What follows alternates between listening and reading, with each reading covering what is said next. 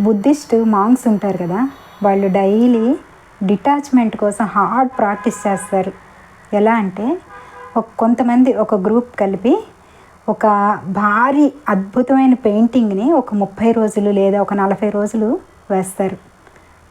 అదంతా పూర్తయ్యాక దూరం నుంచి ఒక 30 సెకండ్లు లేదా ఒక 40 సెకండ్లు లేదంటే ఒక 50 సెకండ్లు దాన్ని తదేకంగా చూస్తారు.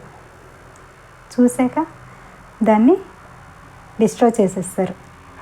అంటే ఇంక దాన్ని మొత్తం చెరిపేస్తారు. ఇంకా అంటే అక్కడితో వాళ్ళు డిటాచ్ అయిపోతున్నారనమాట.